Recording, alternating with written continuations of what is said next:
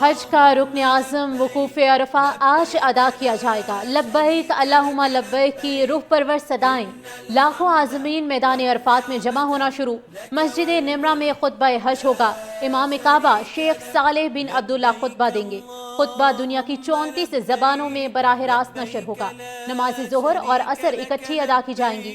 حجاج اپنے رب کے حضور گڑ گڑا کر دعائیں کریں گے۔ غروب آفتاب کے ساتھ ہی نماز مغرب ادا کیے بغیر مزدلفہ روانہ ہوں گے۔ مغرب اور عشاء کی نمازیں مزدلفہ میں ایک ساتھ ادا کی جائیں گی۔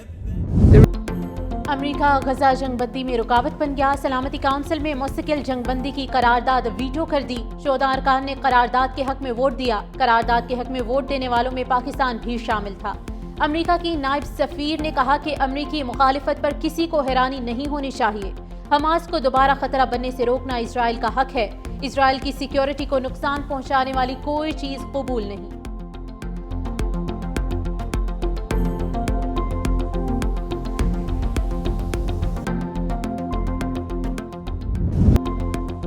پاکستان کا غزہ جنگ بندی قرارداد ویٹو ہونے پر شدید رد عمل۔ اقوام متحدہ میں پاکستانی مندوب نے قرارداد ویٹو ہونے کو افسوسناک قرار دے دیا۔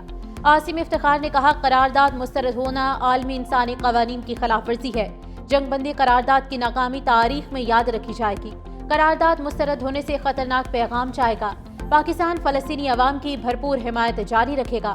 غزہ میں مستقل جنگ بندی اور آزاد فلسطینی ریاست کے قیام کا مطالبہ۔ مسجد اقصی کے تقدس کی پامالی ناقابل برداشت۔ اسرائیلی اقدامات عالمی قوانین کی کھلی خلاف ورزی ہے۔ پاکستان کی مسجد اقصی پر دھاوے کی شدید مذمت۔ اسرائیلی مظالم میں اضافے پر اظہار تشویش۔ ترجمان دفتر خارجہ کا کہنا ہے کہ خوراک کے حصول کے منتظر شہریوں کو بھی نشانہ بنایا گیا۔ عالمی برادری صہیونی ریاست کے خلاف فوری اقدامات کرے۔ ترجمان دفتر خارجہ کا غزہ میں انسانی امداد کی بلا رکاوٹ فراہمی کا مطالبہ۔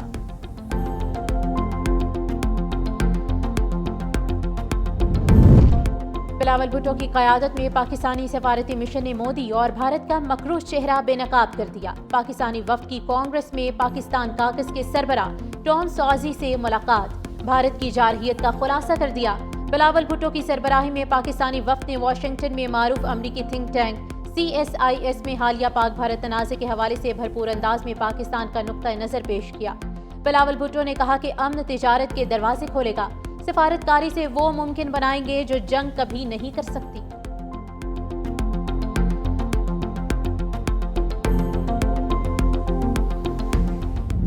وزیر اعظم کا مودی کے خلاف سفارتی مہم کا دوسرا راؤنڈ۔ شہباز شریف آج سعودی عرب کا اہم دورہ کریں گے۔ مکہ مکرمہ میں سعودی ولی عہد محمد بن سلمان سے ملاقات ہے۔ وزیر اعظم بھارت سے کشیدگی کے دوران پاکستان کی حمایت پر شکریہ ادا کریں گے۔ ملاقات میں اہم سیکٹرز میں سرمایہ کاری سے متعلق بھی بات چیت ہوگی۔ وزیر اعظم شہباز شریف عید الاضحیٰ بھی سعودی عرب میں منائیں گے۔ فیلڈ مارشل عاصم منیر، نائب وزیر اعظم اسحاق ڈار اور وفاقی وزراء بھی وزیر اعظم کے ہمراہ ہوں گے۔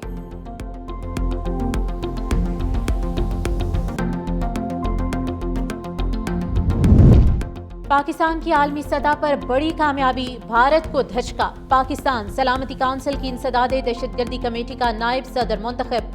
پاکستان کو دہشت گردی کا سہولت کار قرار دینے کا بھارتی بیانیہ دفن۔ اقوام متحدہ کی انسداد دہشت گردی کمیٹی عالمی سطح پر دہشت گردی کے خلاف اقدامات کی نگرانی کرتی ہے۔ اہم سفارتی کامیابی بھارت کو ہضم نہ ہوئی۔ مودی کے حمایت یافتہ سوشل میڈیا ہینڈلرز نے فیصلے کے خلاف پوسٹنگ کرنا شروع کر دی۔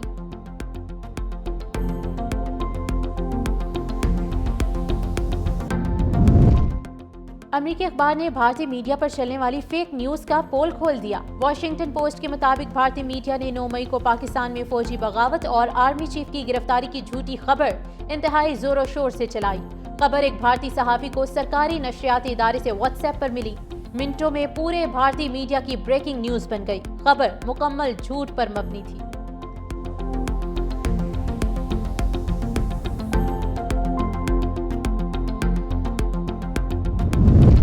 پاکستان اور افغانستان کے درمیان تعلقات کے فروغ میں مدد جاری رکھنے کو تیار ہیں۔ ترجمان چینی وزارت خارجہ کہتے ہیں پاکستان اور افغانستان کی جانب سے اپنے سفارتی مشنز کو سفیر کی سطح تک کرنے کا خیر مقدم کرتے ہیں۔ چین کو یقین ہے کہ اس اقدام سے دونوں ممالک کے تعاون اور باہمی اعتماد میں اضافہ ہوگا۔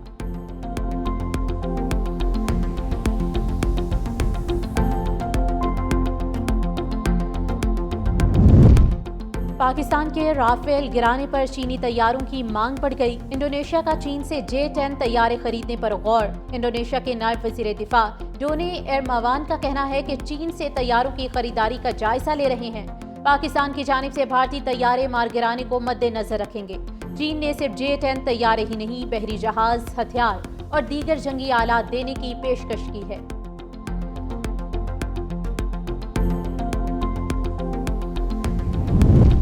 وزیر اعلیٰ سندھ مراد علی شاہ کی وفاقی وزیر داخلہ اور چیئرمین PCB محسن نقوی سے ملاقات۔ سندھ میں کرکٹ کے فروغ، میچز کے انعقاد اور اسٹیڈیمز کی تعمیر نو کے امور پر گفتگو۔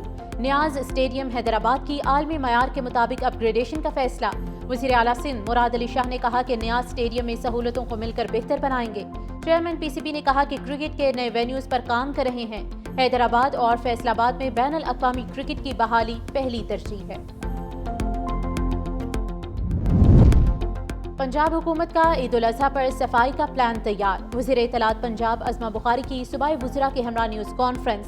کہا ہر شہر اور گاؤں میں صفائی کے انتظامات مکمل کر لیے، علائشوں کو بروقت ٹھکانے لگایا جائے گا۔ اشیاء کی قیمتوں میں اضافے کی روک تھام کے لیے بھی اقدامات کیے گئے۔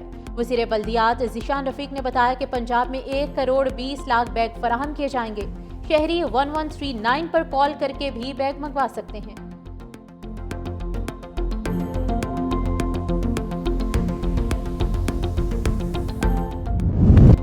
وقت کم، مقابلہ سخت۔ عید قریب آتے ہی مویشی منڈیوں میں گہما گہمی، شہریوں کو سستے جانوروں کی تلاش، بیپاری بھی اچھے دام میں جانور بیچنے پر بازید۔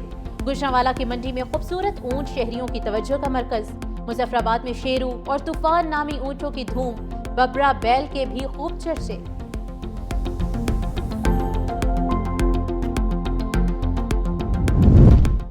ملک کے بیشتر علاقوں میں آج موسم گرم اور خشک رہنے کا امکان۔ بالائی KP، جنوبی پنجاب اور شمال مشرقی بلوچستان میں آندھی اور بارش متوقع۔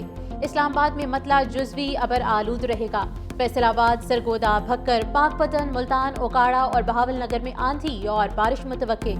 شام کے اوقات میں یوب اور بارکھان میں تیز ہواؤں کے ساتھ بارش کا امکان۔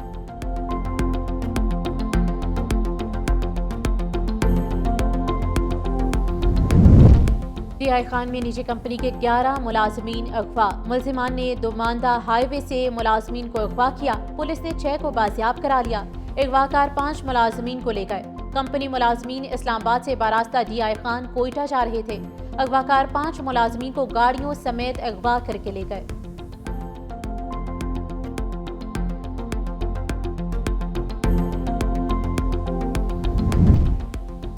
سابق صدر پرویز مشرف کی بھارت میں آبائی اراضی اور جائیداد نیلام۔ سابق صدر اور ان کے خاندان کے نام آبائی زرعی اراضی اور جائیداد نیلامی کے بعد دوسرے کے نام رجسٹر کر کے حکومتی ریکارڈ سے مکمل طور پر ختم کر دی گئی۔